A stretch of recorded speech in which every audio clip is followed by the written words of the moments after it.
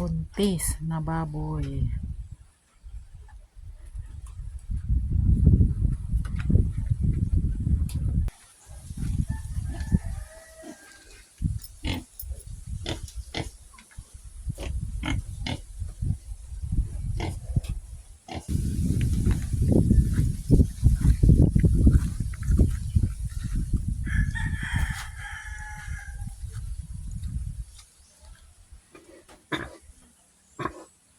Mga buntis na ni guys.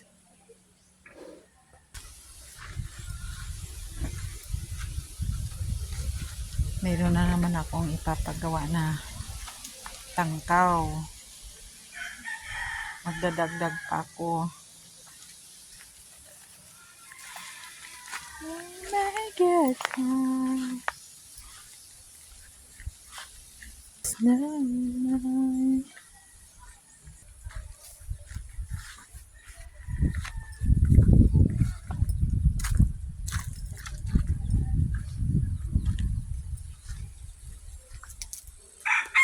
Yung magiging anay ko na naman guys.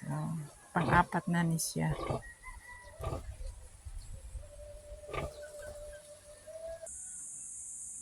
Kahit kahoy ito guys, ginastusan ko rin yan. Mga ano yan, kanang katas din ng baboy yan. Na galing din sa pag-abroad ko, galing sa Kuwait. Di basta-basta sa Kuwait. Lalo na pag nakatagpo ka ng amo hindi mabait. Tapos napakahirap. Masasabi mo talaga na mas maganda na lang dito ka na lang sa sarili mong nasod. Tapos gumawa ka lang ng paraan, magnegosyo ka na lang. Kung ano yung hilig mo, yun na lang ang gawin mo. Yung gawin mong pagkakakitaan. Kasi kung tutuusin, kung ikaw talaga, yung mindset mo ba, yung hindi ka lang makontento sa kung ano lang yung nandyan, dito, mabubuhay ka talaga na may pira sa Pilipinas. Basta masipag lang tayo. Yun ang pinagkamahalaga sa atin. Yun ang importante na masipag, matyaga, tapos nasa tama din ang pagdiskarte mo. Kaya, pwede kang, kahit hindi ka na mag-abroad, masinop ka lang sa simula. Bahala na sa susunod. Palaguin mo lang ng palaguin yan. Basta yung pinuhunan mo, wag mo talagang kunin yun. Kumbaga, paikot mo lang yun.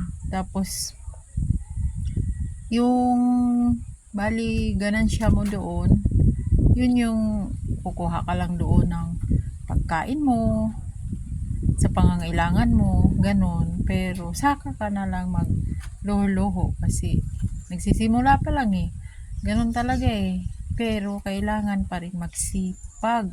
Number 1, parang abroad din ang style, pero mas maganda dito kaya nakakapagpahinga ka doon. Hindi talaga halos. Lalo pag Ramadan, oh my God, pakahirap. Walang tulog lagi. Nandyan ka sa hugasan. Andyan pa yung amo mo makulit. Oh my God. Kaya guys, maging bright na lang tayo sa ating pira na pinagkahirapan natin. Kung kayo mga OFW, ganyan na lang gagawin nyo. Kaysa habang buhay na lang kayo na mangibang bansa tapos hindi natin alam na kahit matagal na pala tayo, kayang-kaya pala tayong traidorin ng amo natin. Diba? Pag napag-initan tayo ng mga Araba, maski Arabo.